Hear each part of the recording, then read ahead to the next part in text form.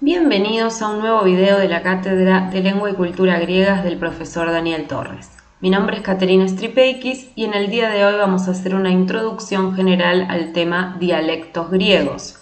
Vamos a desarrollar ciertas cuestiones relevantes para comprender la evolución de estos dialectos y vamos a hacer una clasificación y caracterización general.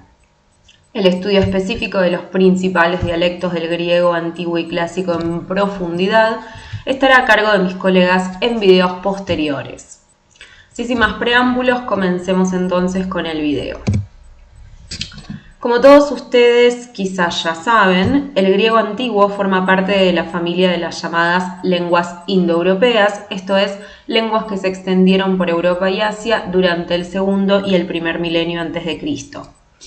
La realidad es que aún existen muchos debates en torno a la evolución de los dialectos griegos a partir de esta supuesta lengua denominada indoeuropeo, pero de todas maneras los sociolingüistas están hoy en día de acuerdo en que, primero, los dialectos históricos del griego se desarrollaron ya dentro de lo que nosotros conocemos como el territorio de Grecia.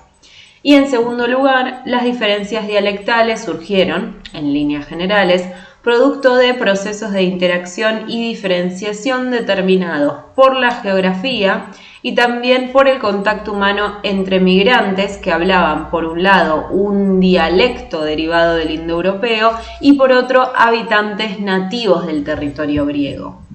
Aquí en el mapa pueden ver ustedes cómo se habrían dado estos movimientos migratorios a partir de la existencia de estos pueblos o de este pueblo indoeuropeo, y ven que aquí han llegado a la zona de Grecia. Bien, continuemos entonces. Un punto de inflexión importante en la evolución de los dialectos históricos griegos es el desarrollo de la escritura, comúnmente denominada lineal B, que es un tipo de escritura empleada por la civilización micénica. Es una escritura derivada de la llamada lineal A. Esta lineal A es originaria de la isla de Creta y fue empleada por la civilización minoica. Estamos hablando aquí de los siglos, entre aproximadamente los siglos XVI y XII antes de Cristo. Entonces, en este sentido, se podría decir que la lineal B surge como un producto de una fusión de la cultura minoica, la cultura originaria de la isla de Creta. Aquí pueden ver aquí en el mapa la isla.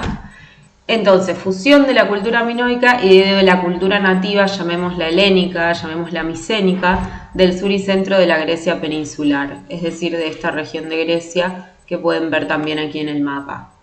Así, el lineal B es un antecedente, si bien lejano, de la lengua griega de los periodos arcaico y clásico y por ende de sus dialectos. Aquí les tengo un ejemplo de lineal A. El lineal A aún no ha sido descifrado por completo y no se trata estrictamente hablando de un tipo de escritura emparentada con el griego. La fusión esta de la que hablo se habría producido justamente cuando la civilización micénica, los pueblos micénicos, invadieron la isla de Creta. Intentaron conquistaron la isla de Creta. Bien. Un par de características generales del lineal B. Sucintamente menciono que se trata de una lengua silábica, es decir, un símbolo equivale a una sílaba, y en ocasiones podía utilizar ideogramas para clarificar el sentido total de una frase o de una oración. Aquí tienen entonces una tabla con los símbolos más utilizados y la sílaba que estarían representando.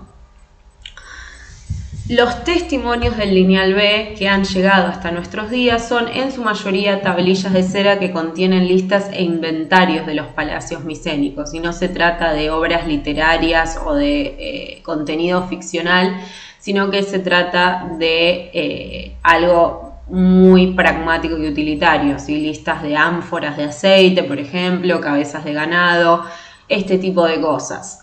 Y una de estas tablillas es justamente la que ven ustedes aquí en pantalla, y si tienen buen ojo a lo mejor pueden identificar alguno de los símbolos de aquí abajo con los que figuran en la tablilla. No me voy a detener aquí en profundidad acerca de, bueno, efectivamente, cuáles son las similitudes y las diferencias generales, porque las hay entre el lineal B y el griego antiguo, pero hay varios puntos en contacto desde la semántica, desde el léxico, también algunas raíces verbales. Entonces, si quieren leer más en profundidad acerca de este tema, los remito al libro de Colvin, A Historical Greek Reader, Mycenaean to the Koine, específicamente en las páginas 7 a 14. Bien, sigamos entonces. Alrededor del siglo XII a.C. se produce el colapso de la civilización micénica y se entra en lo que a menudo los historiadores han denominado la Edad Oscura. Es justamente en esta edad en la que se deben haber dado, y por esto es importante, en este caso, los principales movimientos migratorios que contribuyeron a consolidar la distribución dialectal tal como se comenzará a percibir a partir del 800 a.C. Y es a partir de esta fecha entonces en la que los hablantes de los dialectos principales ocuparon las zonas geográficas que habrían de habitar en los próximos siglos. Pero esto no es lo único importante, sino que en esta edad oscura luego de salir, mejor dicho, de la edad oscura a partir del 800 a.C., se van a comenzar a dar ciertas cuestiones que van a permitir justamente la creación del alfabeto griego. A partir del 800 a.C. entonces, se rehabilita el comercio y tiene lugar la fundación de colonias en el este y el oeste de Grecia, ¿sí?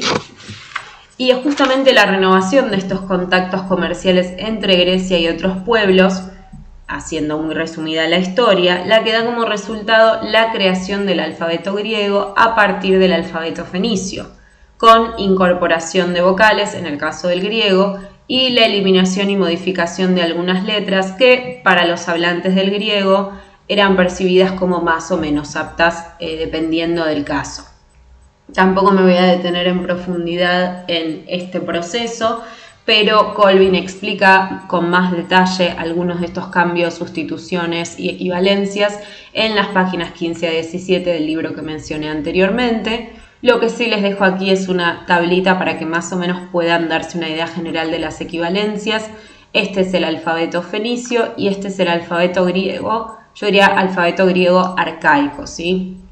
Y aquí se me colaron el etrusco y el alfabeto latino y una especie de protosemítico. Pero bueno, estas son las dos columnas que nos interesan para ver a grandes rasgos estas equivalencias.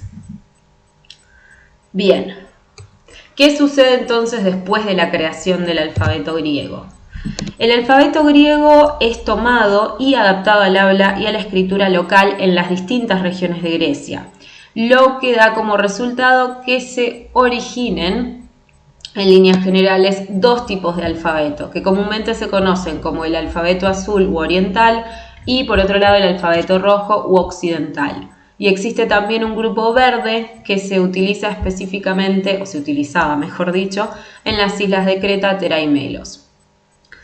Las diferencias entre estos alfabetos son más tangibles en las inscripciones, ¿sí? En las inscripciones conservadas entre los siglos 8 y 4 a.C. Obviamente, cuanto más antigua la inscripción, más se pueden ver estas diferencias.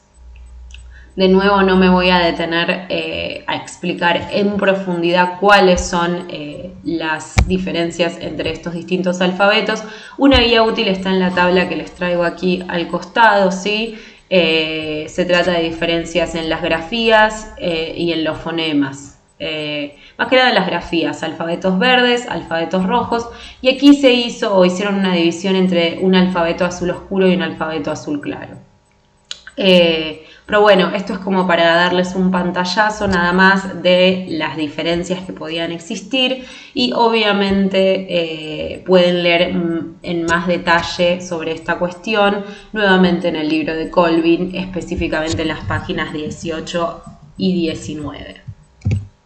Bien, llegamos así entonces, de manera muy resumida hay que decirlo, a la consolidación de los principales dialectos griegos, cuya vigencia y uso se extiende aproximadamente desde el siglo VIII hasta el siglo IV AC. Y aquí les traigo la clasificación genética más empleada, con un mapa donde pueden ver las zonas de distribución, ¿sí? Tenemos por un lado el dialecto arcadio-chipriota, que se empleaba en las zonas de Arcadia y de Chipre. Aquí Chipre no aparece en el mapa, pero la zona de Arcadia está marcada con este color lila, ¿sí? Se trata de un territorio bastante limitado. El otro alfabeto y uno de los más populares es por los testimonios que tenemos del uso de este alfabeto, es el ático-jónico, ¿sí? Que está integrado por el ático, por un lado, y el jónico en las zonas de Eubea, Jonia Central y Jonia Oriental, ¿sí? En el mapa está representado por este color verde petróleo, podríamos decir, ¿sí?